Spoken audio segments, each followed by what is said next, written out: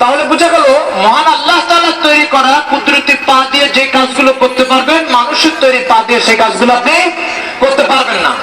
এর আরো অনেক কারণ আছে, মোটা দাগে 2-3টা কারণ বললাম। তো আসল বিষয় হচ্ছে যে আল্লাহ তাআলার তৈরি জিনিস, এটার উপর আপনার আস্থা আছে, এটা যে মানের হবে মানুষের তৈরি পা সেই মানের হবে না।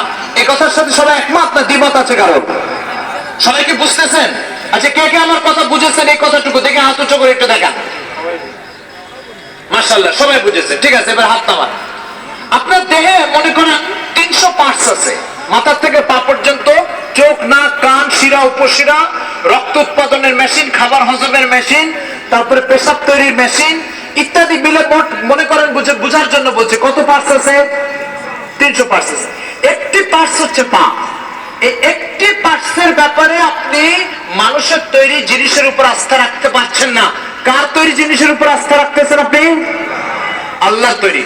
তাহলে একটা পায়ের ক্ষেত্রে যদি, একটা পার্টসের ক্ষেত্রে যদি আল্লাহর তৈরি অঙ্গের উপরে আপনার এই আস্থা থাকে, তাহলে আপনার 80 বছর জীবন পরিচালনার জন্য যে মালিক ইসলাম নামক একটা দিনকে তৈরি করে আপনার কাছে পাঠিয়েছে, আপনি ইসলামের উপরে কোন মানুষের তৈরি দিন এবং জীবন ব্যবস্থাকে প্রাধান্য দিতে চান বলেন? আমার কথা বুঝেন নাই মনে হয়।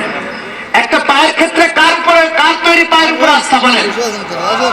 তাহলে আমার 80 বছরের জীবন, এখানে আমার এই জীবন পরিচালনার জন্য আল্লাহ তাআলা যে ইসলামকে পাঠিয়েছে সেই ইসলামের উপর আমার আস্থা রাখা উচিত, না মানুষের তৈরি করা জীবন ব্যবস্থার উপর আস্থা রাখা উচিত বলেন?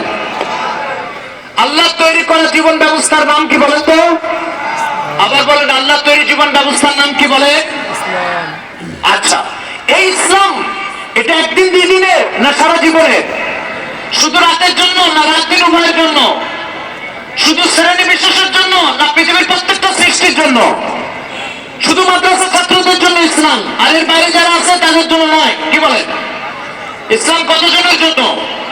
যাকে যাকে আল্লাহ তাআলা সৃষ্টি করেছে সকলের জন্য। তাহলে একটি পা, সেখানে আমার দিলে আস্থার সাথে ভাগ, আল্লাহ তৈরি পা দিয়ে আমি যা করতে পারবো, কোন উন্নত মেধাবী ডাক্তারদের তৈরি পার উপর আমি পা দিয়ে সে কাজ আমি করতে পারবো না।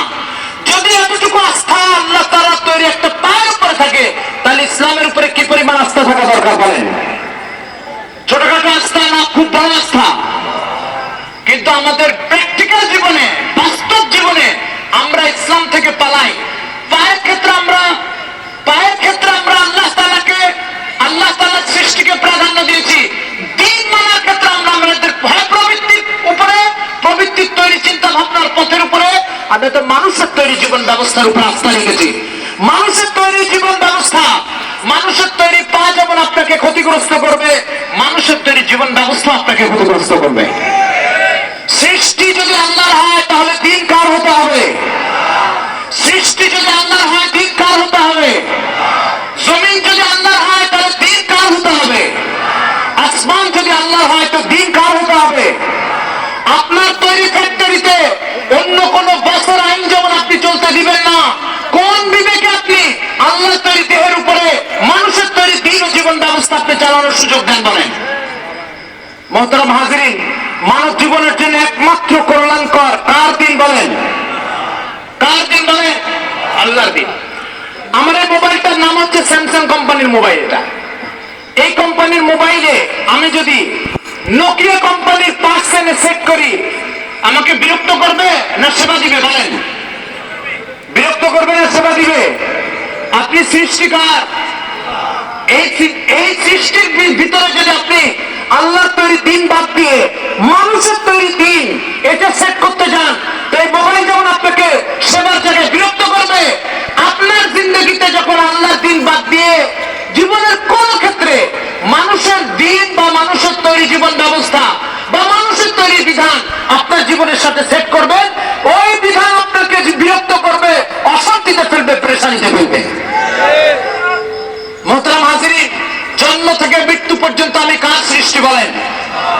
জন্ম থেকে মৃত্যু পর্যন্ত প্রতিটা রাত, প্রতিটা দিন কার অনুগ্রহে বেঁচে আছি? তাহলে জন্ম থেকে মৃত্যু পর্যন্ত কার দিনের উপরে চলতে হবে বলেন? কার দিনের উপরে চলতে হবে? অন্যের দিন আমার জীবনের জন্য তেমনি অনুপযুক্ত যেমন আমার পায়ের জন্য অনুপযুক্ত।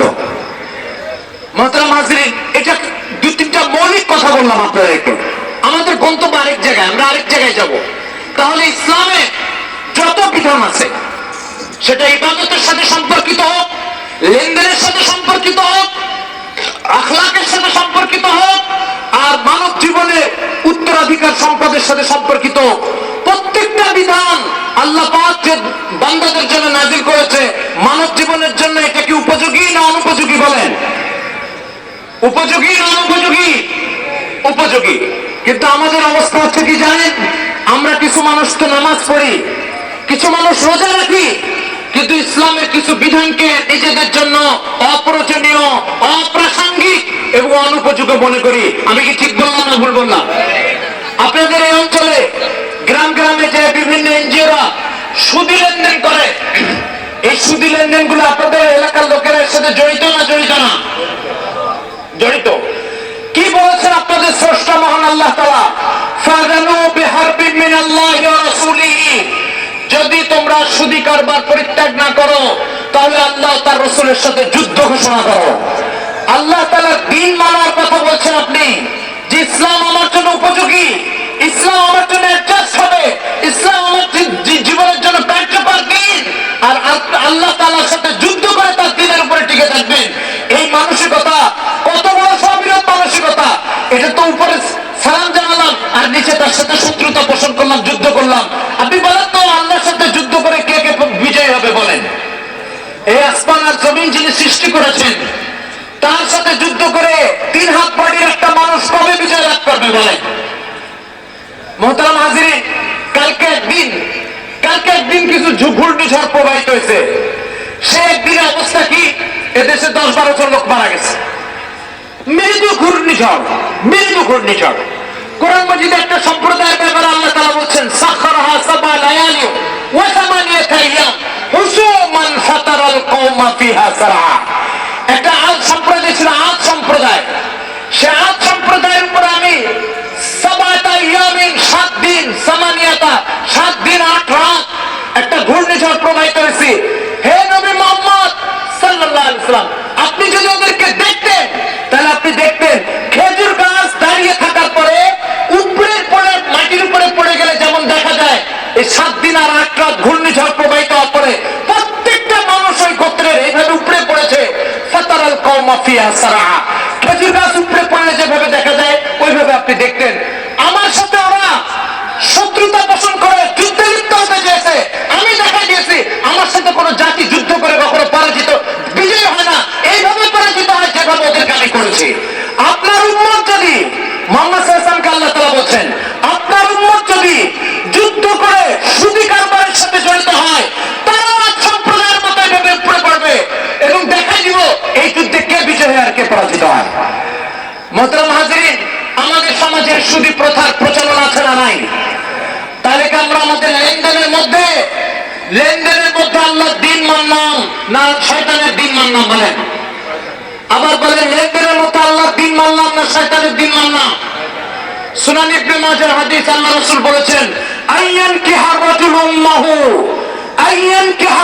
উম্মাহু, সুদের ভিতরে 70টা খারাপ জিনিস আছে, তার ভিতরে সবচেয়ে ছোট খারাপ জিনিস হচ্ছে যে সুদী ব্যক্তি, সুদী কারবারের সাথে জড়িত ব্যক্তি তার মায়ের সাথে ব্যভিচারে লিপ্ত হলো।